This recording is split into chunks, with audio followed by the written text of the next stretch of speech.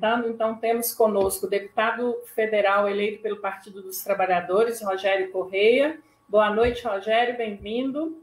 Boa noite, Lourdes. Obrigado você e o Jairo pelo convite, mais uma vez, junto com a Bia, né? Parabéns aí, Bia, pelo seu trabalho.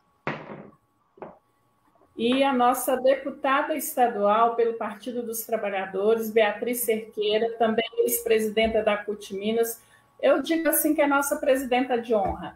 Bem-vinda, Bia, boa noite. Boa noite, Lourdes. É um prazer, agradeço a possibilidade do debate com vocês, que os nossos mandatos, né, são mandatos a serviço da classe trabalhadora. Dá uma boa noite para o Rogério. Estivemos juntos, né, numa importante atividade que o Rogério coordenou na Câmara dos Deputados, uma audiência, foi uma reunião estilo audiência, né, Rogério, para ouvir os movimentos populares em relação ao Rodoanel, né, que é uma das questões que o governo acordou com a Vale, estava justamente dizendo, né, da importância de nós termos parlamentares que convidam os movimentos e fazem a escuta. São muito poucos, então a gente tem que valorizar e agradecer exatamente àqueles que pautam seu mandato por essa forma de trabalho legislativo. Então, parabéns, Rogério. Cumprimentar o nosso presidente, né, da Central, o Jair, parabenizá-lo pelo trabalho à frente da CUT Minas, né?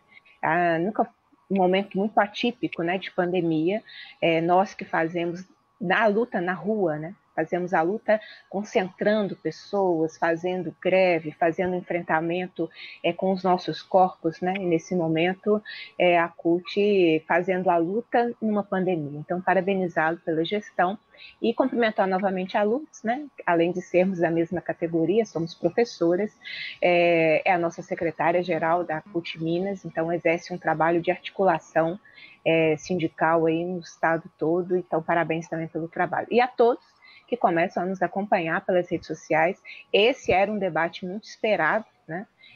Comentava com o Rogério que ele tem sido muito didático em nos trazer péssimas notícias, né? Mas quando a gente entende, né? A gente fez uma live sobre a PEC 186, né? Aí que nós entendemos a dimensão da PEC, foi horrível, mas ele nos explicou e a gente compreende. Quando a gente compreende, a gente luta, né? Quando a gente não sabe do que se trata, a gente não organiza a luta, acha que não é cogente. E ele tem sido muito didático, né, em nos trazer assuntos que são muito difíceis. Essa metodologia da Câmara dos Deputados me permitam fazer um desabafo, ela é terrível, né?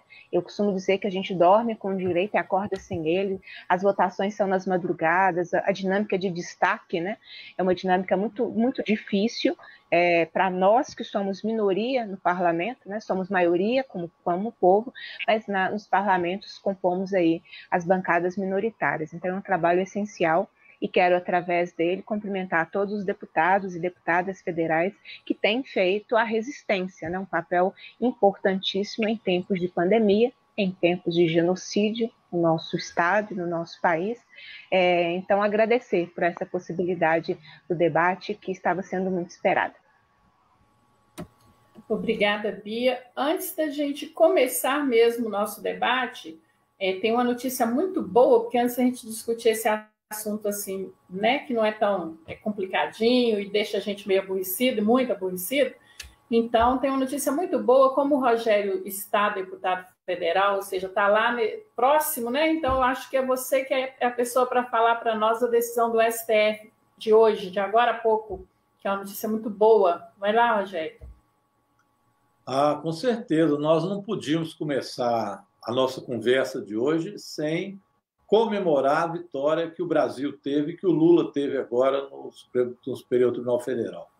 8-3 foi o resultado final. Significa que o Lula agora está elegível. E o que o Lula ganhou? Ele ganhou uma tese que a defesa do presidente Lula, desde o início, reclamava, que nada que foi julgado do presidente Lula poderia ter ido para o Paraná e para as mãos do Moro. Portanto, todas as sentenças do Moro foram anuladas, porque o Supremo reconheceu que não era para lá, não era o Moro que tinha que julgar o Lula. O Moro não tinha nada a ver com os processos do Lula. Isso só reafirma aquilo que nós sempre falamos, foi golpe. Levaram para o Paraná porque lá estava encomendado para o Moro fazer o que quisesse fazer. Agora, isso foi anulado. Então, todas as sentenças contra o presidente Lula, em que ele foi considerado culpado pelo juiz Moro, isso nós já ganhamos, foram anuladas. Os processos contra o Lula vão recomeçar de novo lá em Brasília para ele ter um julgamento justo. Então, essa foi a vitória de hoje, pessoal, mas não tem. Aí vai ser decidido se o juiz Moro, na época, o ex-juiz, se houve suspeição dele, ou seja, se ele agiu de má fé e perseguiu o presidente Lula. A segunda turma do Supremo Tribunal Federal já definiu isso. Ou seja, vamos dizer, o linguajar que a gente conversa quando assiste jogo de futebol. O Moro foi reconhecido na segunda turma como um juiz ladrão, oficialmente um juiz ladrão, que era um juiz suspeito. Agora, eles estão querendo fazer, para livrar a cara do Moro, um julgamento no pleno do Supremo, o que não pode, porque o pleno do Superior Tribunal Federal ele não é um pleno recursal. A segunda turma ela tem plenos poderes para definir, não pode haver recurso ao pleno do Supremo, isso não existe.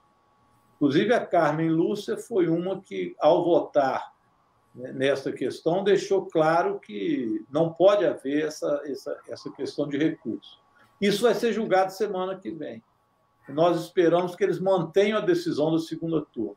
Então, estamos perto de comemorar tanto a vitória do presidente Lula, que fica elegível, quanto também de mostrar ao Brasil inteiro que o que teve foi um golpe e que o Lula foi vítima de um juiz ladrão e armou tudo isso para que Bolsonaro ganhasse as eleições, o Lula não concorresse, fosse preso, depois do impeachment, que na verdade foi o golpe contra o presidente Lula. Então, hoje, pessoal, é um dia de comemorar. E se a gente pegar a pesquisa de ontem, do Poder 360, aí a gente fica mais feliz ainda. Né? Lula 52, Bolsonaro 34, já está virando balaiada. Então, olha, eu acho que agora é a gente colocar o pé na estrada, demonstrar que nós estamos aí para mudar o Brasil, manter o fora Bolsonaro, a companheirada aí firme na luta, hein? Uma grande vitória hoje, estou muito feliz. Aliás, eu e Bia tivemos lá no Ano Novo, né, Bia, com Lula. Tá vendo? A nossa luta, Lourdes esteve lá também, Jairo, nossa luta valeu a pena. Outro dia nós lembrávamos isso na reunião da bancada, falando com o presidente Lula. Não teve um dia, os tantos dias que o Lula teve preso injustamente, que ele não escutou. Bom dia, presidente Lula. Boa tarde, presidente Lula. Boa noite, presidente Lula. Então, valeu a luta, né? Valeu muito. Bom, a nossa live, a ideia é que possamos ter uma live aí em torno de 1 hora, mais ou menos, de debate, né? Ouvindo os nossos convidados, considerando que quando fica uma live muito grande, as pessoas acabam, né, tendo outros afazeres. Então, ser produtiva, objetiva, e com certeza todo mundo vai gostar muito. Lembrando aí quem está assistindo, para repassar aí para as pessoas, está na página do Facebook da CUT Minas, na página da Beatriz Cerqueira, a Bia, na página do Rogério Correia. Então, tem muitos outros espaços aí para você acompanhar. Se não der na página de um, procura do outro aí que você vai achar para conseguir acompanhar e mandar o link para mais alguém, tá bom? Bom, vou passar para você, Jairo, fazer aí uma saudação para os nossos convidados e depois aí já passo para você, Rogério, para começar o debate, tá bom? Jairo? Boa noite, Lourdes. Boa noite, Rogério, Bia. Ótima notícia, hein, Rogério? Ótima notícia que você trouxe para a gente, viu? Boa. Uma vitória muito grande. Eu tive lá também, lá no Paraná. É triste, né, rapaz? Você ficava do lado de fora sabendo que o presidente estava a poucos metros da gente e de forma tão injusta estava preso, né? E me lembro também aqui, Rogério, em janeiro, antes da pandemia, janeiro de 2020, eu e Lourdes estivemos com o presidente, né, Lourdes, aqui em Belo Horizonte, numa visita que ele fez aqui, ó, um debate que ele fez com o PT, com o nosso partido, e eu e Lourdes conseguimos uma conversa com ele um pouco antes dessa reunião, e mostrando, né, as intenções da CUT Minas, a questão do nosso trabalho nas periferias, né, já estava começando desde lá. Ele ficou muito entusiasmado, ele mandou colocar na sua agenda, né, Luz, que ele estaria aqui em BH em abril para conhecer a nova sede da CUT Minas, e faria um debate que seria transmitido para todo o Brasil sobre a questão do sindicalismo, o novo sindicalismo que é necessário fazer, um novo modelo de luta, né, Rogério? No momento que nós estamos vivendo pós-golpe, né? Infelizmente veio a pandemia, né? A gente se fechou, todo mundo teve que se fechar, né, Lourdes? Não conseguimos fazer esse encontro com Lula, mas eu tenho certeza, Rogério, que assim que acabar a pandemia, assim que passar todo esse processo, que a gente pudesse encontrar de novo, né, Bia? A gente vai estar com o presidente Lula na sede nova da CUT, aqui em Belo Horizonte, fazendo um ótimo debate com ele, como sempre foi feito. E agora, Rogério, mais do que nunca, nós temos que segurar o Bolsonaro nessas loucuras dele aí. Né? Tem que segurar, porque o Lula vai ser eleito presidente e não pode pegar um Brasil todo destruído, né? Como os caras querem. E essa reforma administrativa é bem um exemplo disso, né, Rogério? A Bia vai explicar aí para a gente. Boa noite a todos. Desculpa, não cumprimentei quem está nos assistindo. Espero que estejam todos bem. Mas é um debate muito importante para todos nós, essa PEC 32, essa reforma que está sendo proposta pelo governo, que mexe com o funcionalismo público, mas não mexe só com o funcionalismo público. Por isso a importância desse debate hoje, né? Algumas pessoas de outros setores, outro setor privado, outro setor estatal ou bancário, pode achar, como é reforma administrativa, por que eu vou me preocupar com isso se está mexendo com o servidor lá, não é comigo, né? Além de mexer com o servidor, que é muito importante para todos nós a nível de Brasil, e o Rogério e Bia vai nos esclarecer bem isso, mexe também com a nossa classe trabalhadora, porque quem frequenta o SUS, gente, quem vai na UPA, quem vai no hospital público, somos nós a classe trabalhadora. Quem frequenta a escola pública, somos nós a classe trabalhadora. Então, eles estão querendo acabar com esses servidores que sempre nos atenderam muito bem, mesmo com toda a dificuldade, com todo o problema que sempre teve no Estado, principalmente após aquela PEC 95, né, Rogério, que colocou aí 20 anos sem investimento em saúde e educação. Mas as pessoas vêm, esses trabalhadores e trabalhadoras vêm fazendo o melhor possível. Nós estamos vendo agora, durante a pandemia, como tem sido o trabalho dos nossos companheiros e companheiras da saúde, e vem esse presente aí para eles, né? Foi o que disse o Guedes, Rogério, naquela reunião ministerial, que o ministro do Meio Ambiente falou que ia passar a boiada, e o Guedes falou o seguinte: enquanto eles estão preocupados com a pandemia, a gente coloca uma granada no bolso do funcionário público. A granada está aí, que é nessa reforma que está vindo aí, a PEC 32, que nós vamos debater ela muito aqui, por isso o nosso tema é isso, né, que é uma PEC que mexe com o funcionalismo público e também com a população. Então, para que todos entendam, e depois dessa live a gente se programe para a luta. A CUT já está programando, amanhã já tem um debate de manhã cedo na CUT com a sua diretoria nacional sobre essa questão da PEC também, para a gente se programar na luta da melhor forma, da forma que der para fazer a luta, para a gente poder barrar essa PEC. Né, e esperando aí 2022 ou antes, né, o Bolsonaro pode cair antes, fora Bolsonaro, e o Lula nosso presidente. Então, uma boa noite, com muita alegria no dia de hoje. Lula livre, Lula inocente, Lula presidente. Boa noite, Bia, boa noite, Rogério, boa noite, Luiz. É tudo que nós precisamos, né, Jair? Lula livre, beleza, inocente, nós sabemos que ele é, e ele presidente desse país, porque está difícil, está muito difícil. Né? Esqueci de dizer que também pode ser acompanhado o nosso debate na página do Sindiúti no Facebook, também está sendo transmitido, tá? Então, Rogério, vou passar para você e depois para a Bia. A ideia, bom, não sei se 15, 20 minutos é o suficiente, né? Mas fique à vontade, vamos tentar, né, dentro desse tempo, construir aí todo o debate, tá bom? Com você, Rogério. Ô, Luz, vou tentar 15 minutos. Você me avisa quando der 10. Aviso no bate-papo aqui, tá bom? Tá, ou aqui mesmo, pode me interromper, não tem problema não. A gente vai batendo um papo. Então, eu cumprimentar a Lourdes, nossa secretária-geral da Central Única dos Trabalhadores, agradecer o convite, viu, Lourdes? E também agradecer por você estar mediando o nosso debate.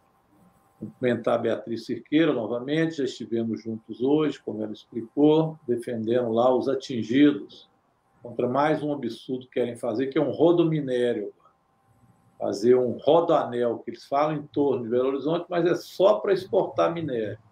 E aí o meio ambiente, as pessoas se danam de novo.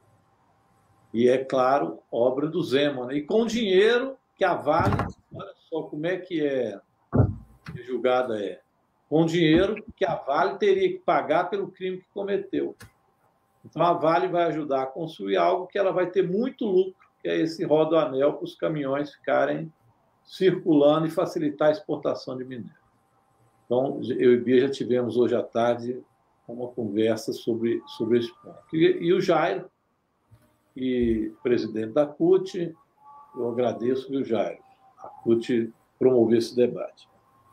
Pessoal, deixa eu expor para vocês um breve histórico do que está acontecendo, na verdade, em relação a essa PEC 32, ou reforma administrativa. Neste caso, Jairo, já não é nem uma granadazinha, não, viu? Que estão estourando em cima do povo brasileiro, é uma bomba atômica. Esta PEC 32, ela vem acompanhada de outras medidas. E o conjunto dessas medidas chama-se reforma administrativa. A primeira reforma que eles fizeram, eles falam de reforma, retirada de direito.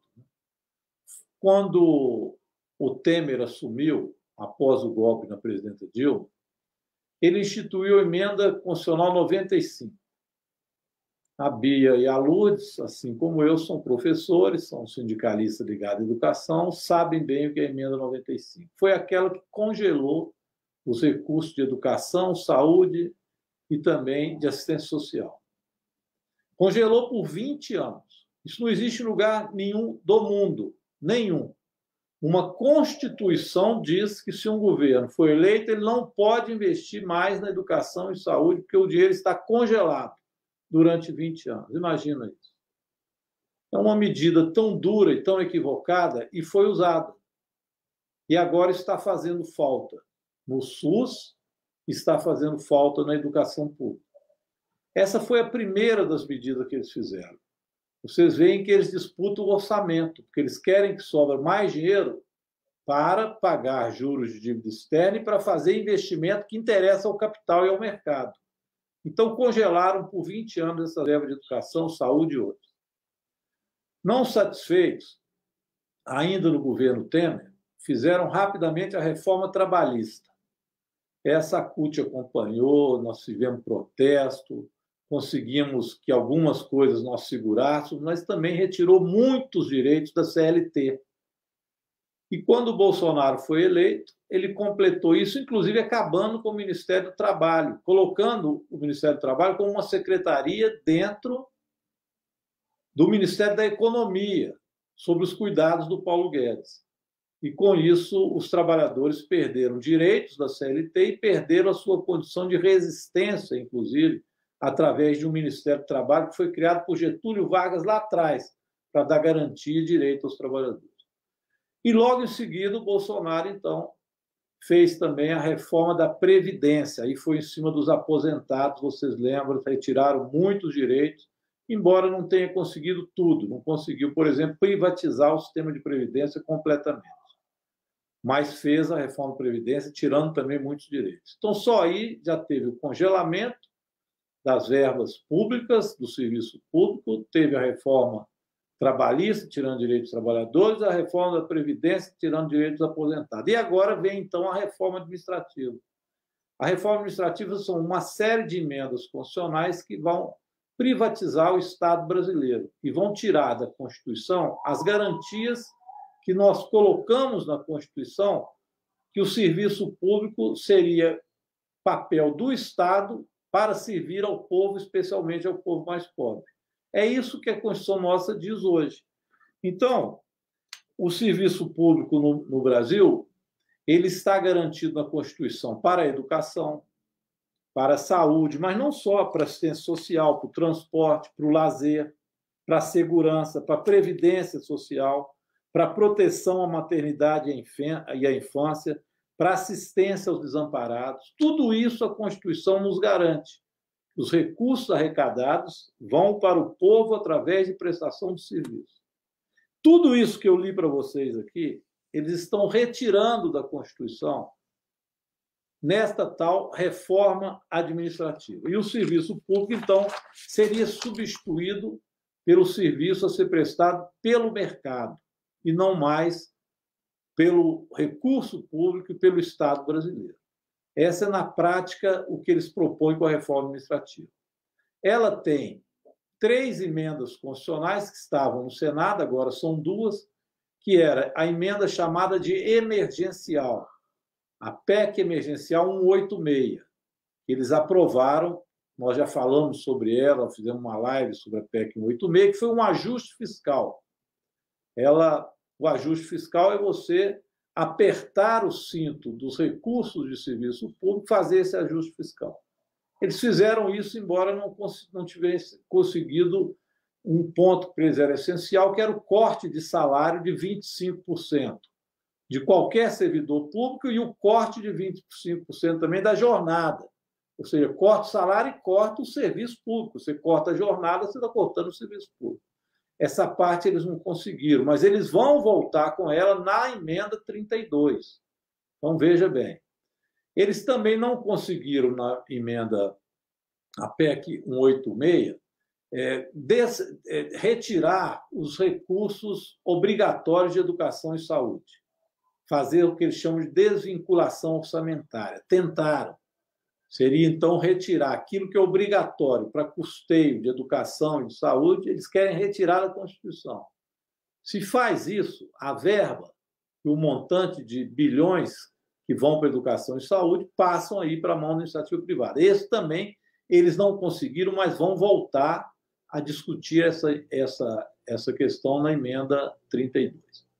E também não conseguiram, ainda na 186, e tentaram também acabar com todos os fundos sociais, que são aquelas receitas obrigatórias que vão para os fundos para você cuidar da criança, do adolescente. Isso que eu coloquei aqui, do transporte, da assistência social, do lazer, da cultura, da alimentação, todos isso tem fundos sociais. Eles querem terminar com esses fundos, que é para esse recurso também ficar à mercê do mercado e o mercado fazer o investimento. Ou seja, liquida com as verbas públicas e coloca o mercado para ter esse recurso e, através daí, fazer com que o Estado brasileiro seja literalmente privatizado e o seu orçamento também privatizado. Pois bem, a PEC 32 faz parte, então, deste planejamento da reforma administrativa que vem agora. O que tem nessa PEC? Eu vou citar algumas coisas que vocês vão ficar estarrecidos. Primeira delas, o fim da estabilidade. Provavelmente nós estamos com vários professores nos assistindo aqui, companheirada da saúde deve estar aí também, da justiça, do serviço público de maneira geral. Acaba-se a estabilidade. O servidor não terá estabilidade, a não ser o servidor que eles falam que é de carreira típica de Estado. O que é o servidor de carreira típica de Estado? É aquele que tem poder de polícia. Então, é a polícia, que passaria a ser carreira de Estado, e mais fiscalização. O restante, tudo não teria mais estabilidade. Agora, vocês já imaginaram uma escola funcionando sem a estabilidade dos seus servidores, trabalhadores de educação? Um hospital, um centro de saúde? Então, eles acabam com a estabilidade. E, no lugar do servidor estável, serão contratados servidores temporários.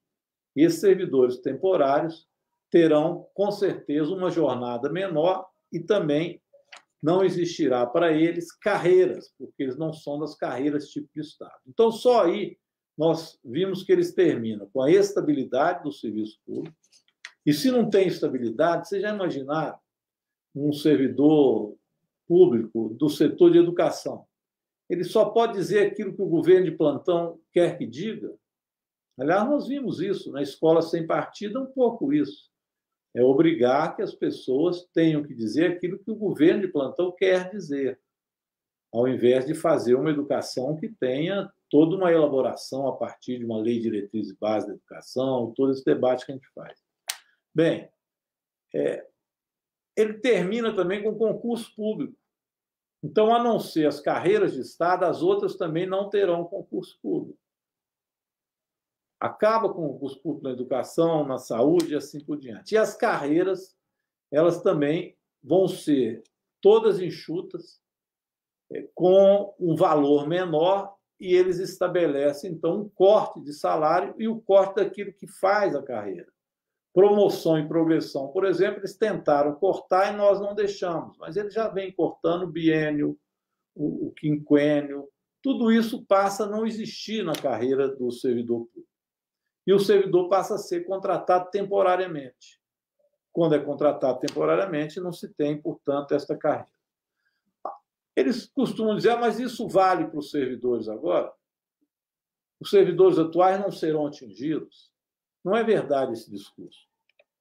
Um outro item que entra na PEC 32, que é avassalador, é a avaliação de desempenho para efeito de demissão dos atuais servidores. E nem os critérios estão na emenda constitucional de como é que seria essa avaliação de desempenho, não. Ela virá depois em lei que o governo enviará, lei ordinária, para a Câmara Federal. E se é lei ordinária, ele pode fazer também através de medida provisória. Então, o governo faz uma medida provisória, põe uma avaliação de desempenho para efeito de demissão dos servidores e demite em massa. Então, isso está contido também na emenda constitucional 32. Avaliação de desempenho para efeito de demissão feita em lei ordinária. Ou seja, a Constituição prevê e a lei ordinária dirá como será essa avaliação de desempenho. Que, eu repito, poderá ser via uma medida provisória, por exemplo. Outros aspectos importantes serem ditos. Hoje, o serviço público ele é a essencialidade da educação, da saúde, disso tudo que eu citei. Agora não, eles criam outro conceito, subsidiariedade. Ou seja, o serviço público vai ser complementar ao serviço privado e não mais o elemento essencial ser o serviço público. Ele é complementar. Olha que julgada, isso na Constituição. A palavra é complicada, é difícil de falar e, quando for acontecer, é terrível. Subsidiariedade do serviço público. Em outras palavras, complementar ao serviço privado. Bem, eu já citei a desvinculação orçamentária de educação e saúde, que não estiveram, eles não conseguiram fazer, mas que o relator já avisou que pretende voltar com essa discussão. Não apenas o relator, que é o deputado Darcy, não sei das quantas, esqueci o nome dele, foi escolhido a dedo para poder ser o relator na Comissão de Constituição e Justiça, mas o próprio presidente da Câmara Federal, o deputado Arthur Lira, é um defensor de que essa desvinculação orçamentária se dê, que é a forma do orçamento ser disputado pelos deputados para onde eles querem dar as prioridades ano a ano. Agora, vocês já imaginaram, se você não tem a garantia de quais são os recursos para custeio de educação, saúde e outros, como é que isso se dará? Então, é evidente que isso é um golpe de morte nos servidores públicos. Corte de jornada, que eu já citei também, corte dos fundos sociais, e o governo passa também a poder ele próprio fazer reformas na estrutura do Estado. Reformas tipo acabar com instituições, com autarquias e fundações. Então, o INCRA, por exemplo, se o governo quiser, ele vai lá, termina com o INCRA, ele não precisa de passar isso pelo Congresso Nacional. Então, ele vai terminar com fundações públicas que fazem a fiscalização e prestam serviço público, com apenas atos do governo, sem ter que passar pelo Congresso Nacional, que é um pouco também o que está acontecendo com as privatizações das subsidiárias. É um outro assunto que eu já conversei isso com o Jair, mas que o governo está usando agora para fazer o processo de privatização sem passar pelo Congresso Nacional. Ele transforma a empresa pública em subsidiária e privatiza, vende essa parte sem passar pelo Congresso. Assim, ele faria também em relação a outros órgãos importantes, como FUNAI, INCRA, órgãos ambientais, tudo isso poderia ser simplesmente extinto pelo governo. Um outro ponto importante, Bia, Lourdes, isso aqui não é apenas para servidor público federal, não. Okay. Isso é para servidor público federal, estadual e municipal. Então, é bom que a gente tenha uma unidade grande entre todos nós neste momento de disputa. Pois bem, que parte que nós estamos aí desta reforma administrativa, dessa PEC 32? Foi nomeado um relator e o projeto está na Comissão de Constituição e Justiça. Lá ele vai ser votado se é constitucional ou não essas alterações na Constituição brasileira. Nós alegamos que não, porque muito do que está aí são cláusulas pétreas, só poderiam ser modificados por deputados constituintes, e não por deputados que não fomos eleitos para mudar a Constituição. Portanto, nós não estamos em processo constituinte. Nós vamos alegar isso, vamos fazer obstrução. Aliás, ganhamos já há um bom tempo. Mas hoje diz o relator que vai entregar o seu relatório na primeira quinzena de maio, é o que ele deseja. Então, nós precisamos de ter uma força grande para fazer obstrução na Constituição e Justiça e julgar isso o mais para frente possível. Se eles aprovarem isso na Comissão de Constituição e Justiça, isso vai para uma comissão especial que é determinada pelo presidente, com base na proporcionalidade dos partidos, que vai dar maioria, com certeza, ao Centrão, e eles, então, procuram aprovar o mérito desta PEC 32 no interior desta comissão especial. Isso para frente. Primeiro tem que passar na Comissão de Justiça. Enfim, nós temos um longo período para fazer a obstrução dessa PEC. Nós não podemos entrar num agora, isso é importante para todos os servidores públicos, de querer retirar apenas aquilo que prejudica uma parte do servidor público. Então, eu já vejo pessoas que vão lá falar, faz uma emenda tirando a Polícia Civil. Eu não posso fazer uma emenda tirando a Polícia Civil e mantendo os outros. Porque se nós formos agir dessa forma, nós acabaremos aprovando a reforma da PEC 32 e todos perderão com isso, porque isso desune os servidores públicos. Então, a nossa disposição, e eu queria depois que vocês, via Central Única dos Trabalhadores aqui, fizesse uma ampla movimentação de divulgar o abaixo-assinado que a Frente Parlamentar Mista em Defesa do Serviço Público está fazendo no sentido de pedir para que essa PEC não tramite. E nós estamos colocando 2 argumentos fortes. Primeiro, que ela não pode tramitar no período de pandemia. Como é que nós vamos fazer um debate aprofundado? Tudo isso que eu coloquei aqui, ó, fim de estabilidade, fim de concurso público, fim de carreira, contratação temporária, avaliação de desempenho para demissão, subsidiariedade do serviço público, desvinculação orçamentária, corte de jornada, como é que nós vamos fazer? Tudo isso sem que haja um debate real sobre o que é o serviço público brasileiro e as consequências disso. Então, não é possível discutir isso na pandemia. Segundo, não é possível fazer essa discussão antes de discutir reforma tributária. Porque a reforma tributária é esta sim que vai dizer o que tem de recurso para o Estado. Como é que nós vamos dividir renda, taxar as grandes fortunas?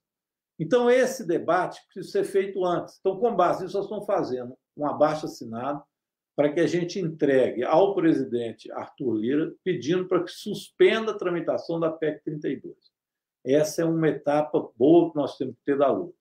E, no mais, pessoal, é ficarmos atentos, sabendo o que é, para a gente ter um enfrentamento real. É possível derrotar essa PEC? É. Eu falo depois, mas só adianto para vocês. O governo Bolsonaro hoje é um governo que tem um desgaste muito grande. Vocês têm visto isso. Nós comentamos essa esperança do povo brasileiro agora de fazer modificações profundas no Brasil através, agora, da liberdade do presidente Lula. Isso nos trouxe esperança. Mas, ao mesmo tempo, é um governo que está diante de uma crise de pandemia, de uma crise da economia, de uma crise social muito profunda e de uma crise política. Agora, especialmente com a Comissão Parlamentar de Inquérito, que está no Senado, que é a CPI da pandemia ou CPI do genocídio. Isso vai paralisar muito, especialmente no Senado. Tudo que passa na Câmara terá que passar ainda no Senado. E é difícil que o Senado, debatendo isso, vá aprovar uma emenda constitucional como essa. Então, a Câmara faria também um papel de desgaste, onde os deputados teriam, para aprovar na Câmara algo que tem muito pouca chance de vingar também no Senado brasileiro. Então, é possível derrotar essa PEC 32. Mas nós precisamos de unidade e de muita luta. Então, seriam essas questões iniciais para levantar dessa emenda 32, da chamada reforma administrativa. Obrigada, Rogério. Muito bem explicado. Passo para você, Bia.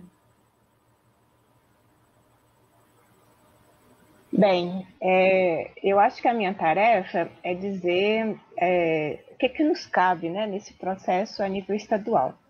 Porque o Zema, ele tem uma tática, primeiro ele tem um alinhamento, né, gente, teológico com Bolsonaro, ele demonstrou isso desde a campanha eleitoral, né, todos nós sabemos disso. Durante todo esse período, ele tem atuado, né, sempre em consonância com o que o Bolsonaro pensa, então tem um alinhamento, né, de projetos. O que eu observei já tem um tempo é que o Zema, como ele não tem força própria, né, força política própria para aprovar suas próprias reformas, ele tentou aprovar a reforma administrativa quando encaminhou à Assembleia junto com a reforma da Previdência. Ele tentou aprovar, é uma espécie de reforma administrativa, né? A adesão do Estado ao regime de recuperação fiscal, porque tem um forte impacto na vida dos servidores por um longo tempo. O projeto está desde 2019 sem tramitação na Assembleia. Então, quando ele, as tentativas dele de, através da sua própria projeto estadual, ele tentar a retirada de direitos, não foi uma tática que deu certo. Eu me lembro muito de um direito das diretoras apostiladas que nós ganhamos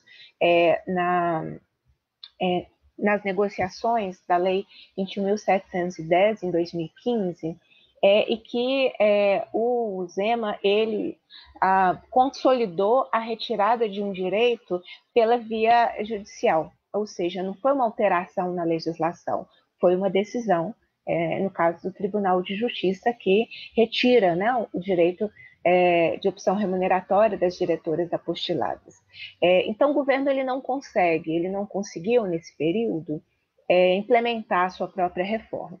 Então, qual tem sido a tática dele? A tática dele tem sido fortalecer o máximo possível a agenda nacional, não é? Então, ele está sempre pedindo a aprovação, ele pediu a inclusão dos estados na reforma da Previdência, ele está sempre pedindo medidas de austeridade que sejam votadas e aprovadas nacionalmente, de modo que caiba ao Estado o seu cumprimento, né? De modo que ele não precise passar pelo desgaste e batalharia muito por uma derrota dele na Assembleia. Então, ele faz esse alinhamento nacional. Isso nos alerta, porque nós, que como servidores públicos estaduais, estamos muito focados na luta estadual, nós precisamos observar o cenário nacional com mais cuidado, porque essa luta nacional impacta diretamente as nossas vidas, seja no âmbito do Estado, seja no âmbito dos municípios. E essa destruição do servidor público, ela impacta no serviço público e aí o desmonte é para toda a população, né? Então, por isso que a chamada dessa live é impactos para a população. Nós estamos falando da professora, nós estamos falando da técnica de enfermagem, né? Nós estamos falando das pessoas que atendem a população, porque o Estado está se materializando através dessas pessoas no atendimento, na prestação de serviço público.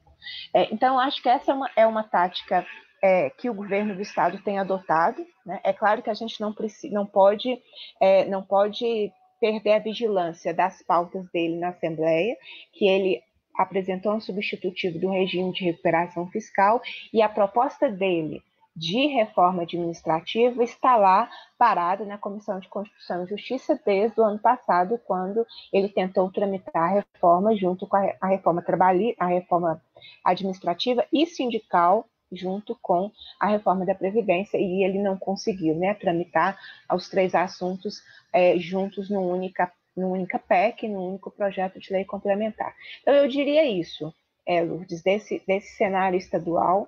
Eu acho que a gente tem um desafio, né, nas nossas redes, em geral, quem vai assistir nas nossas lives, essa militância, né, de servidor público do Estado. Nós vamos ter esse desafio de linkar essa luta nossa, cotidiana do Estado, com a luta nacional, que está definindo muito a nossa vida no Estado, né? Não adianta a gente fazer uma forte luta no Estado e avançar em conquistas que podem ser interrompidas, né? E podem desmoronar por votações nacionais, né? E que então é preciso esse alerta e é preciso esse estado de vigilância permanente, né? Para que essa agenda nacional ela não avance, e nós aqui no Estado temos esse papel. Por isso a importância da CUT Minas puxar esse debate. Eu me lembrava, enquanto o Rogério nos apresentava, né, esse péssimo conteúdo, mas de uma forma muito didática, né, então nos ajuda a compreender. E antes ele falava do presidente Lula, né, e tudo que a gente viveu, e toda essa polarização que nós estamos vivendo, né, há um tempo aqui no Brasil, de como nós nos posicionamos enquanto central, enquanto dirigentes da classe trabalhadora, do lado correto da luta, não é?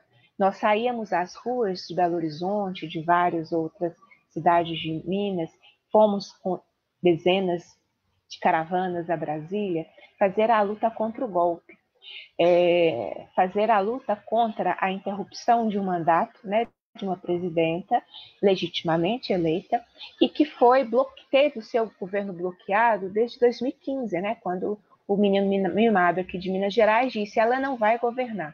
E, de fato, ele trabalhou para isso em 2015, e nós culminamos, né, numa interrupção do processo democrático no nosso país. Quem paga a conta disso é a classe trabalhadora, não é? Desse processo em que nós defendíamos contra o golpe, em defesa da Petrobras, me lembro que essa pauta também nós fazíamos, né? E hoje nós temos um governo que está destruindo o serviço público, um governo que jogou o Brasil na fome, um governo que nós temos as mais altas taxas de desemprego e não há política para a recuperação desses empregos, e que retira cada vez mais da classe trabalhadora, entrega cada vez mais para a mesma elite, para o mesmo sistema financeiro, que retirou da gente um futuro que eram os royalties do pré-sal para a educação e para a saúde, né? 75% para a educação, 25% para a saúde. Nós íamos ter um salto geracional. Nós íamos ter uma outra possibilidade de educação no país, de valorização da carreira, porque nós íamos lutar muito por essa valorização profissional, e como tudo isso foi interrompido, e hoje é a classe trabalhadora que está pagando essa conta, da fome, do desemprego, de não conseguir comprar o gás de cozinha, não conseguir pagar a conta de luz, não conseguir pagar a conta de água, né, e não consegue emprego, né, de uma geração, que foi uma geração depois da nossa, em que não precisou começar a trabalhar cedo, porque os pais podiam garantir os seus estudos. E, portanto, nós tivemos uma geração que teve melhores oportunidades de acesso à educação nível superior, né, os institutos federais, que são um grande patrimônio e que hoje estão com cortes, né, de orçamento aí, extremamente sufocados. Então, assim, esse exercício, né, que a gente sempre precisa fazer, da compreensão de que essas questões, elas afetam a nossa vida. Quem está pagando essa conta é a classe trabalhadora. Então, toda vez que você tem uma desestabilização da democracia, como foi o golpe parlamentar com a retirada da presidenta Dilma, como foi a intervenção do judiciário para que o Lula não fosse candidato a presidente da República, né, a prisão do Lula para impedir que ele pudesse não só ser candidato, como ele também não pudesse fazer campanha, né, para um outro candidato de esquerda. Essa intervenção, ela tinha um sentido final, que é isso que nós estamos vivendo: a fome, o desemprego, ter um governo que não se importa com a vida das pessoas. Como que nós achávamos que chegaríamos, Jairo, a uma situação no Brasil que as pessoas estão sendo entubadas sem remédio? Isso está naturalizado. A gente fracassou como sociedade brasileira, gente, porque tudo bem que o responsável é o Bolsonaro, mas é um momento de barbárie da nossa sociedade, né, brasileira, em detrimento de um pleno emprego, em detrimento de mais médicos, não é? Quando eu vejo as discussões que os governos colocam, está faltando médico, eu me lembro, pois é, nós tínhamos mais médicos. Nós tínhamos médicos chegando onde ninguém nunca tinha visto médico atendendo, se não fosse uma situação de urgência, emergência e de morte, né? E como é que isso tudo foi desmontado para interesses de uma elite ridícula, uma elite que pensa nos seus interesses imediatos, que não tem nem visão de nação, nem de país, e como é que a nossa soberania está no lixo, né? Quando você fala na privatização dos Correios, quando você fala na privatização do sistema elétrico, quando você não investe na produção própria de vacina, gente. A gente está dependendo, né, de empresas e de acordos internacionais para ter acesso à vacina. Nós perdemos a nossa soberania de uma forma violenta e vergonhosa. Mas nós lutamos o tempo todo, né? Nós denunciávamos que a PEC 241, que foi votada em dezembro de 2016, ela significava uma conta altíssima para o povo ao limitar investimentos em saúde e educação. A juventude que respirou gás de pimenta, nós que estávamos lá com o caminhão da CUT Minas, fazendo a luta, o enfrentamento contra a PEC 241, esse processo de luta que nós fizemos, eu acho interessantíssimo quando alguns estudiosos, né, querem dizer que o movimento sindical não faz nada, ou é o próprio dirigente do movimento sindical que diz isso. É pegar essa história recente, né, dessa luta que está sendo feita e que foi feita no nosso país. Então, assim, tem que servir de alerta e tem que servir de lição histórica o que nós estamos passando, o que nós estamos vivendo. Nós tivemos um presidente da República, Lourdes, que foi eleito sem participar de um debate. Foi eleito pelo submundo do WhatsApp. Hoje, a gente tem que entrar no debate para defender a ciência, para defender vacina, para desmentir as fake news que se relacionam aos serviços públicos. Olha a que ponto de regressão enquanto sociedade nós chegamos. E estamos aqui fazendo uma conversa exatamente para dizer que essa PEC não pode passar a 32, porque a destruição do serviço público, quem vai pagar a conta é o povo, porque a elite trata o que é direito como mercadoria. Então ela vai comprar, ela compra segurança, né? Que é um serviço típico, né, exclusivo do Estado. Ela compra segurança, ela compra tudo o que ela quiser. Ela compra saúde, ela compra educação, né? Ela compra a sua condição de viver na cidade, porque é onde ela vai residir, já tem a infraestrutura, e a população que está numa situação de desemprego e, enfim, a gente precisa mudar o rumo do país, sabe, Rogério? É isso, eu acho, assim, esse processo que vocês, deputados federais, fazem, ele é essencial, porque não tem que negociar reforma, não tem que negociar onde vai destruir mais, onde vai destruir menos. Nós precisamos entrincheirar, impedir que essas pautas avancem até que nós tenhamos força social para alterar, né, esse governo federal e aqui no nosso estado também alterar o estado. É como que com mais de 400 mil mortes em 24 horas, o governador flexibiliza novamente as condições de enfrentamento à pandemia, né? E nada faz na defesa do seu povo. É isso que eu queria dizer, Lourdes. Eu lembrei, enquanto o Rogério falava, estou vendo essa bandeira da CUT aí, no fundo de fundo aí do Jairo, e lembrando dessas lutas, né? Quando eu visitava a escola e nós convocávamos paralisação e dizíamos, olha, essa paralisação é em defesa da democracia, porque se tiver interrupção na democracia, a educação vai pagar a conta. E hoje a gente tem que lutar para você não ter um sistema de escolas militarizadas, você não ter um sistema de educação domiciliar, você lutar para não perder a condição de efetivo, porque essa reforma altera, impacta em quem já é servidor público, né?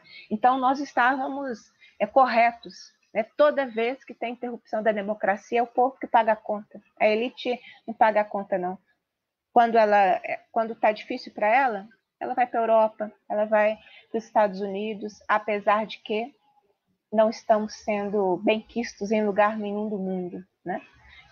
Mas é isso, gente. Eu acho que esse é o nosso desafio, essa é a nossa luta, e é uma luta que tem lado, né? Então, muito orgulhosa da CUT Minas fazer parte desse enfrentamento todo. E fiquemos firmes. Este é um momento de resistência, né? Às vezes as pessoas vêm com uma expectativa de avanço em direitos. Se nós precisamos não perder até que a gente acumule forças para alterar essa conjuntura. Então, fique firme lá, Rogério, que a gente fica firme aqui, impedindo, né, essas atrocidades com toda a nossa voz, com os nossos corpos, com toda a nossa força. É isso. É isso aí. Muita luta, né? Porque se a gente não perder os direitos que tem, já vamos estar vencedores na atual conjuntura, porque o trator que vem é para tirar tudo. E não é só tirar direitos dos trabalhadores, né?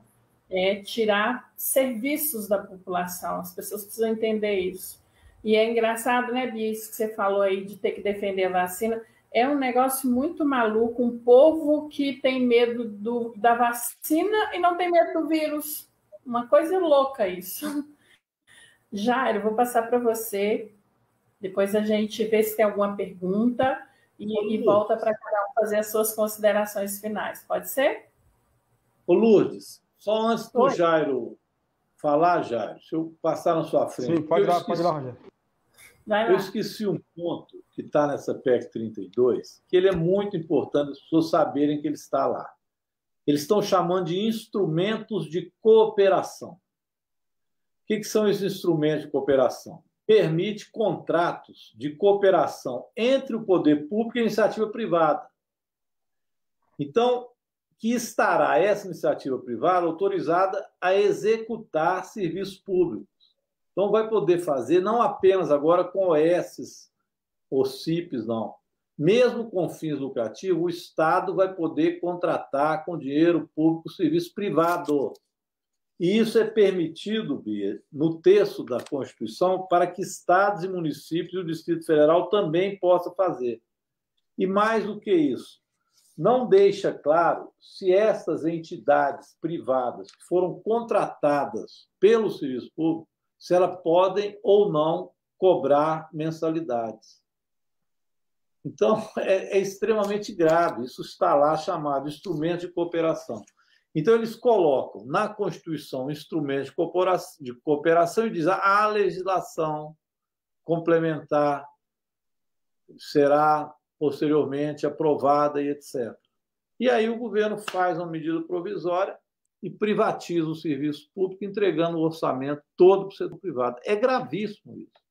Esse ponto eu tinha esquecido de falar, porque eu falei da subsidiariedade, mas a forma concreta do Estado ser apenas complementar é essa. Então, você vai pegar dinheiro do orçamento e dar direto para a iniciativa privada. É a privatização mesmo do Estado, né? Ô, Jair, se desculpe eu entrar na sua frente, mas eu acho que esse ponto ele é fundamental. Nós estamos aqui aprendendo. Eu até aprendi uma palavra nova, como é que chama o trem? O quê? Subsidiariedade. Ô, bicho, esses caras inventam cada palavra, né, Rogério? Subsidiário já era difícil. Agora, essa outra, né, Jair, piorou demais. Eu lembro quando das audiências, vi aqui na Assembleia, participando com você, quando o Rogério também era deputado, discutindo CEMIG na época, né?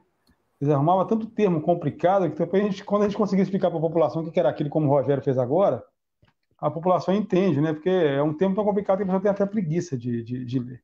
Mas nós estamos vivendo momentos muito difíceis mesmo, né, Rogério? Bia, mas essa live serve também para isso, né? Para a gente poder, as pessoas saberem até qual que é a causa que ela tem que lutar, né? E essa PEC 32, ela é muito grave, né? As pessoas, às vezes, não conhecem a fundo, como foi colocado aqui, né, Rogério? Acho que a gente tem que passar mais informações dela para as pessoas, né? Para que elas entendam com o que nós estamos lutando, né? E o Brasil tem algumas contas que não fecham, né, Bia? Os caras prometeram lá, o Guedes, o Bolsonaro, o Rogério, com a reforma trabalhista, que teria geração de emprego de imediato no Brasil no outro dia, você lembra? O Guedes foi para a televisão, nós vamos gerar 10 milhões de emprego. Eles não geraram emprego, eles substituíram a mão de obra. O número de desempregados continuou mesmo, aumentou, e o que aconteceu foi a demissão de quem tinha um contrato que tinha mais benefícios, que era o contrato antigo, e foi readmitido com a reforma trabalhista. A reforma da Previdência não trouxe nada para o Brasil, nada, só trouxe prejuízo para as pessoas se aposentarem, retirou o dinheiro da Previdência e quase, como você disse, privatizou, né, Rogério? Então, assim, é um governo totalmente doido, né? Totalmente contrário à população. E tem coisas, Bia, que a população está vendo que não fecha. Por exemplo, quando passa aquela propaganda numa emissora de TV aí que o agro é pop, o agro é tudo, Rogério, eu fico pensando, o Brasil é um dos maiores produtores de grãos do mundo. E nós estamos aqui pagando uma lata de óleo de soja R$10. Né? O Brasil é um dos maiores produtores de carne bovina do mundo. E nós estamos pagando, se quiser fazer um churrasquinho fim de semana em casa, Rogério, o quilo de picanha na promoção, R$99. Se quiser um churrasquinho mais simples, você tem que comprar um contrafilé a R$70. Então, assim, não fecha essas contas, não fecha. E o Brasil tem um modelo que o mundo inteiro agora está vendo, que é um modelo, infelizmente, você tem problema de logística de governo aqui no Brasil, mas é um modelo que sempre funcionou, que é o SUS, na questão de vacinação, que é um modelo que o mundo inteiro agora está se vendo que vai ter que copiar, porque o SUS ele atende todo mundo de forma igual, não é isso? Então, e agora eles querem acabar com isso, querem que o povo ajude a acabar com isso. Então, esse tipo de conversa que nós estamos aqui ajuda muito para a gente poder fortalecer isso, inclusive com trabalhadores e trabalhadoras, Bia, que votaram em Bolsonaro e votaram em Zema. Votaram em Bolsonaro e votaram em Zema, e agora alguns estão arrependidos, estão vendo a bobagem que fizeram. Né? A pessoa achar que o Bolsonaro era fora do sistema, Rogério, que o Bolsonaro era a solução, é brincadeira, né? Mas achou, né? Achou e agora está vendo o erro que cometeu com tudo que nós estamos perdendo enquanto sociedade. O que a Bia colocou aí. Tudo aquilo que a gente discutia antes do golpe de 2016, nós temos que voltar a esses debates, né? A gente fazia um debate de redução de jornada para as pessoas terem mais tempo livre, para estudo, para a família. Hoje, você vê as pessoas aí trabalhando 16 horas por dia, isso é normal. 18 horas por dia, que é o pessoal que trabalha em aplicativo, né? É normal isso. Nós estávamos discutindo uma renda maior para a classe trabalhadora, para ela ter condição de ter o que está na Constituição, que é moradia, que é educação, saúde, com qualidade, e hoje nós temos um salário super reduzido, né? O salário mínimo não tem mais aumento real, né, Rogério? O salário mínimo está aí só com reajuste de inflação. Então, nós vamos ter que voltar a discutir tudo isso. E essa questão da notícia que você deu no início da nossa live aqui, Rogério, do nosso debate, da questão do Lula, traz essa esperança de novo, né? Não é à toa que ele está com 52%. Isso é visível quando você vai na rua, vai no supermercado. Quando vou no supermercado, eu brinco muito com a caixa lá no supermercado, ela fica até me gozando quando eu vou lá. Eu falo, pô, eu passo na porta do supermercado aqui e eu fico a R$100. Eu venho no supermercado achando que eu vou gastar 50, eu gasto 100, que não tem, tá tudo caro, bicho. Não sei, consegue comprar mais nada. E aí tem um auxílio emergencial que é 150, o que a pessoa vai fazer com isso? Um bujão de gás é R$90. Então as pessoas estão percebendo que tem alguma coisa errada, é muito errada acontecendo. E se elas puxarem um pouquinho na memória na época que o Lula foi presidente, que a Dilma foi presidente, como a nossa vida era muito melhor, como a gente tinha uma vida muito melhor naquele período, tinha esperança de ter coisas muito melhores para frente, a gente consegue reativar isso nas pessoas, em nós mesmos, né? Alguns de nós do movimento também ficaram meio desanimados, tem que reanimar com relação a isso, e a luta vai ser essa PEC aqui que nós não vamos deixar passar de jeito nenhum, né, Rogério? Nós vamos brigar junto, nós vamos lutar junto para poder barrar essa PEC, para a gente poder voltar para o nosso povo ter esperança de um mundo melhor. Não dá mais para ficar vendo criança no sinal pedindo dinheiro, limpando vidro de carro, vendendo bala, coisa que já tinha sumido do nosso cenário no Brasil, né, nos governos Lula e Dilma. A criança tem que estar na escola, tem que estar estudando, não é na rua trabalhando. As pessoas têm que ter emprego digno, que ela consiga ter uma renda boa, consiga ter horário para descansar, para o seu lazer. Então a gente tem que voltar a sonhar com isso e voltar a lutar por isso. Então essa live aqui hoje também nos traz essa esperança, mesmo com toda a informação que você trouxe, hein, Rogério, que é bom essa informação, a gente saber do tanto de maldade que os caras estão colocando nessa PEC e que a gente tem que lutar com uma certa intensidade maior para poder barrar isso aí. Então, muito obrigado você e Bia, obrigado, Rogério, obrigado, Bia, por ter nos dado essa aula aqui na live de hoje. Obrigado de novo, Lourdes, pela sua participação, sempre muito boa como moderador aí dos nossos debates. E nós vamos voltar com esse debate novo, né, Rogério? Vai ter mais novidades, vamos estar voltando, vamos estar convidando você e Bia de novo aí para a gente poder continuar esse debate. Então, muito obrigado pela presença de vocês. Um abração para todos e todas. Muito bem, Jairo. Na verdade, né, Jairo, as lives que os nossos convidados a gente sempre aprende muito com eles, né? Porque sempre traz muita informação e é muito bacana, é muito bom. Eu vou passar para as considerações finais agora para você, Rogério, depois Bia, para a gente caminhar para encerrar. E desde já agradecer muito, é um debate importante, muito bem feito, muito bem explicado pelos dois, né? Assim, didático pra caramba. É claro, né? Eu vou puxar um pouquinho a sardinha, não é à toa que são professores, né? Mas muito bem explicado, né? E assim, essa é a ideia, que as pessoas que estão assistindo consigam entender de fato e perceber o quanto é danoso isso que está colocado. Rogério, como você? Não, eu quero, além de parabenizar a CUT, dar uma palavra de esperança também, né? Nós começamos falando do Lula, e o Lula, hoje elegível, é uma esperança para o povo brasileiro. Uhum. E o governo Bolsonaro é um governo que está se isolando. O Bolsonaro agora continua ameaçando a democracia, mas muito mais como bravata. Esta semana, agora, final de semana, mais uma vez os bolsonaristas, com ódio da decisão do Supremo de mandar instalar a CPI no Senado, aliás, faço um parênteses para dizer que o Supremo está certo neste caso. A CPI tem que ser instalada desde que você consiga as assinaturas suficientes, tenha um fato determinado e não tenha 3 funcionando. O que estava errado era o presidente do Senado não fazer a CPI, que a minoria já tinha conseguido as assinaturas. O que o Supremo fez foi dizer, tem que fazer a CPI, não pode engavetar. Isso descumpre a Constituição. Os bolsonaristas ficaram tão nervosos que lançaram a palavra de ordem, hashtag, na guerra com Bolsonaro. Bolsonaro, lá no cercadinho dele, voltou a ameaçar de novo. Estamos prestes a acontecer algo gravíssimo. Agora, está virando bravata já. Não tem clima para que ele dê um golpe. Como dar um golpe com o exército, que já está todo lá? Então, isso virou uma certa bravata. O que está acontecendo com o governo Bolsonaro é outra hashtag. Agora eu estou fazendo a live de conjuntura com hashtag. Não é na guerra com o Bolsonaro, é pendurado no Centrão. Hashtag pendurado no Centrão. O governo Bolsonaro é isso hoje. Cada vez mais pendurado no que o Centrão quer. Ele não pode vetar o orçamento. O Centrão fez um orçamento, tirou verba da educação, da saúde e até dos aposentados, que é receita obrigatória, despesa obrigatória, desculpa. Ele não pode tirar dinheiro de despesa obrigatória. Eles tiraram para dar emenda para os deputados do Centrão e o Bolsonaro não pode vetar, porque se ele vetar, ele perde o apoio do Centrão na Câmara e no Senado. Está à mercê do Centrão. Então é hashtag pendurado no Centrão. Agora, estão querendo fazer uma outra hashtag, direita vou ver. Eles querem chamar de centro. Aí junta Ciro Gomes, Luciano Huck, Mandetta, Moro, tudo eleitor do próprio Bolsonaro, com exceção do Ciro, que viajou para Paris. Os outros são eleitores do Bolsonaro. E, de repente, fala, não, o centro precisa de ganhar vida, o centro precisa de tirar o Bolsonaro e o Lula, como se o Lula tivesse alguma coisa a ver e eles são todos bolsonaristas. Essa direita volver não consegue se impor na sociedade. Por isso o Lula disparou nas pesquisas. Aí vem a nossa hashtag, né? A gente não pode esquecer dela, hashtag fora Bolsonaro, Lula presidente.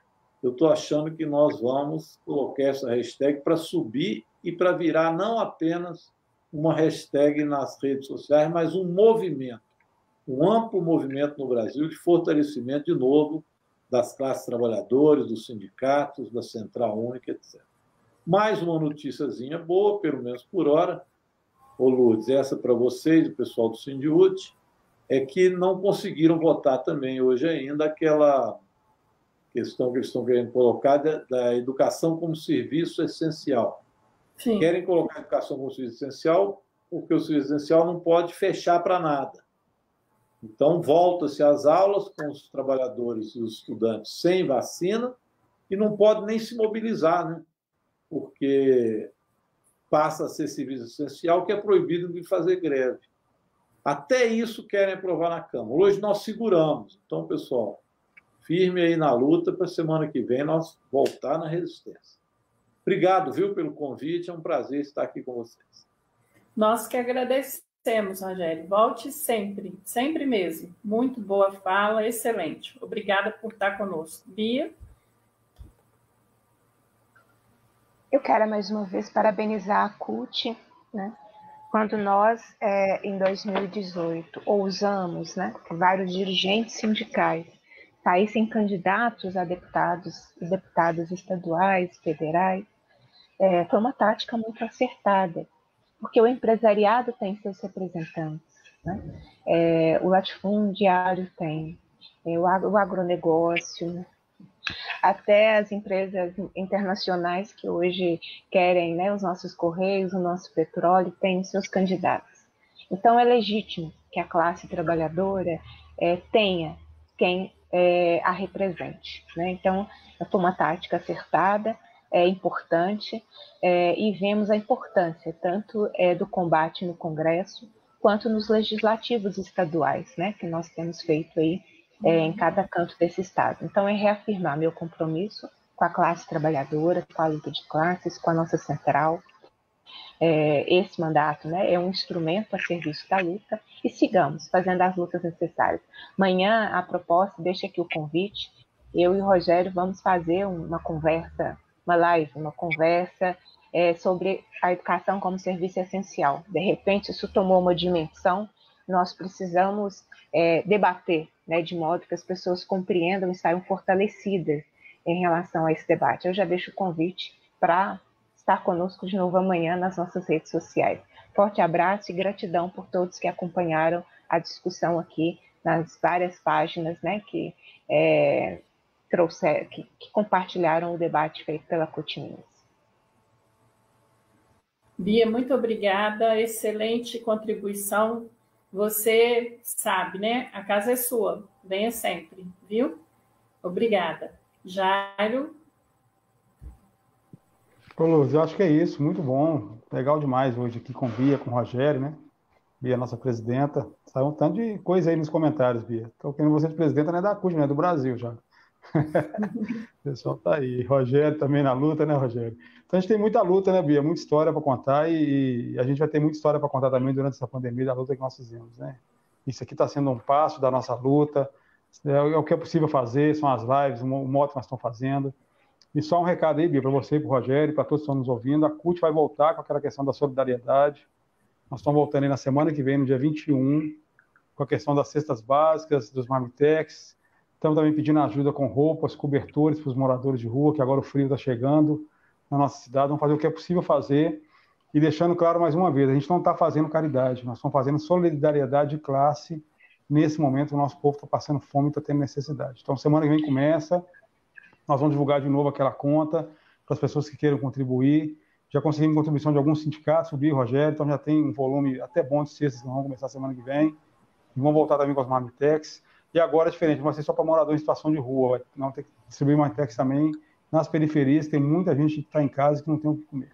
Então é isso. Jairo, eu quero dizer que a CUT conte comigo de novo, né? Eu estive com vocês o ano passado, contribuí, e voltarei a contribuir, porque eu acho que faz parte de estar, né, nesse espaço que eu estou de representatividade. Então, estarei com vocês nas ações de solidariedade. Eu e o Rogério. O Rogério também esteve conosco no ano passado. Agora nós estão voltando até com certo atraso, Bia, mas vivemos momentos muito difíceis em todo mundo, né? Muita contaminação, perdemos muitas pessoas importantes nas nossas vidas, né, por conta da pandemia do vírus. Mas não dá para segurar, tem que voltar. A demanda está muito grande, tem muita gente passando fome no nosso Brasil. Muito importante, Jair. Infelizmente. Então é uma solidariedade de classe, não, Rogério? É nós por nós, nesse momento aí. Então, uma boa noite, obrigado a vocês pela participação. Valeu aí, Lourdes.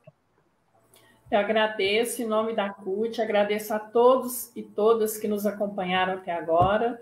Eu espero mesmo que vocês tenham gostado do debate, que é um debate importante, né? Nós precisamos estar por dentro de todas as questões que estão colocadas no Congresso Nacional e nos organizarmos e resistirmos, né? Mesmo em pandemia. Então, nós nos vemos em um outro momento breve, espero, né? Com mais um debate importante para a classe trabalhadora. Esse é o objetivo dessa live, né? Quando a gente lançou, né, Jair, desde o início, Sim. que seja uma live que traga sempre assuntos de interesse da classe trabalhadora. E foi muito bom receber vocês aqui hoje, tá? Boa noite, bom descanso a todos, bom fim de semana que está batendo na porta e espero que todos permaneçam vivos, que é muito importante, né? Um abração, fiquem bem.